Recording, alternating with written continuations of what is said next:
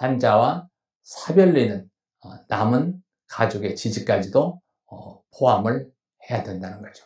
또 자원봉사자들을 포함한 상호 훈련된 팀이 필요한 치료의 모든 부분을 잘 도울 수 있도록 해가야 하고요. 또 타인을 헌신적으로 보살펴 주려는 목적으로 모인 사람들의 집단이고, 이것은 죽어가는 환자와 그 가족들의 신체적, 정서적, 그리고 영적 안녕과 복지를 증진시킨다는 거죠.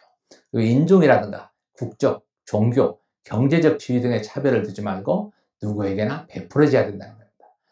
그래서 호스피스 대상자는 예를 들어 암으로 진단받은 수술이나 항암요법 등 그런 의학적 치료를 시행하였으나 더 이상의 치료 효과를 기대하기 어려운 경우라든가, 의사로부터 6개월 내지 1년 정도 살 수 있다는 진단을 받은 자, 또 의사의 동의나 의뢰가 있는 경우, 또 환자나 가족이 증상 완화를 위한 비처리적인 간호를 받기로 결정한 경우, 또 가족이나 친지가 별로 없어 호스피스에 도움이 필요하다고 선정되는 경우, 또 의식이 분명하고 의사소통이 가능한 자, 이렇게 볼 수가 있죠. 그래서 이 호스피스 활동은 다른 건강체계와는 달리 호스피스 팀을 통해서 대상자를 돌보는 것이 특징이다, 이렇게 볼 수 있죠.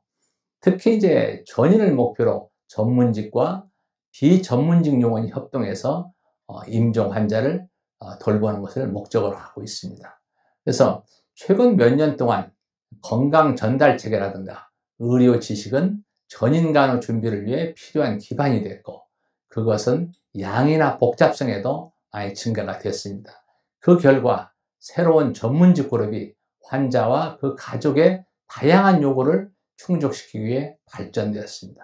이 전문직 그룹은 포괄적인 건강관리를 위해서 함께 활동하기 시작했고, 학제적 팀의 개념으로 혹은 전문직 팀의 의미로 발달이 되었습니다. 그래서 이 두카니스와 골린이라는 사람이 정의를 보면, 학제적인 팀은 기능적 단위로서 간호를 제공하면서 서로의 그 활동을 조정하는 다양하게 교육된 개인으로 구성된다, 이렇게 얘기를 하고 있습니다.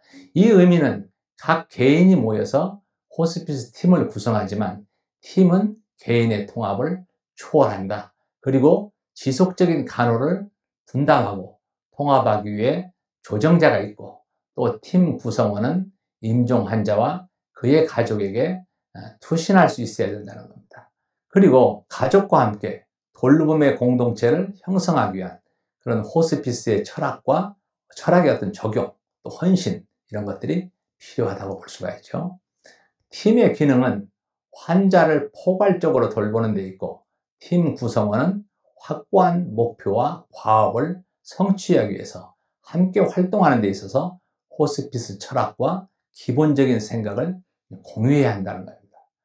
다른 정의를 보면 전문직 팀은 소그룹으로 구성되고, 각자는 다른 전문직으로 교육을 받고, 또 고유한 그 기술을 소유하고, 공동 문제에 관해서는 일의 한계가 조직화해야 된다는 겁니다. 또 각 구성원은 그들의 재능을 그룹에 기여해야 하며, 계속적인 상호의 의사소통이라든가 팀 목적과 목표에 의해서 제공되는 팀 활동 범위 내에서 개인의 노력을 평가하고, 또 결과에 대한 어떤 그룹 책임 등이 요구된다, 이렇게 얘기를 하고 있습니다. 이러한 정의는 팀 구성원 개인 간의 바로 고유한 전문 지식과 다른 구성원의 공헌을 수용하는 그런 능력과 의사 결정을 유도해 나가는 그런 힘에 대한 중요성을 강조하고 있다는 거죠.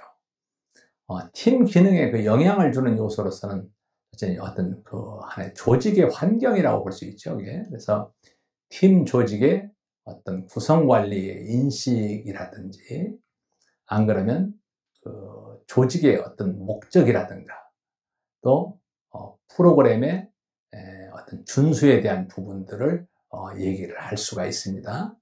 그 다음에 그 팀원의 그 자발적 자세, 이것도 이제 어떤 조직 환경에 이제 포함이 될 수가 있죠.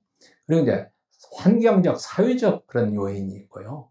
또 권한의 유형이라든가 의사고통, 이쪽에 가치관, 보수, 뭐 이런 것들이 또 얘기를 할 수가 있습니다.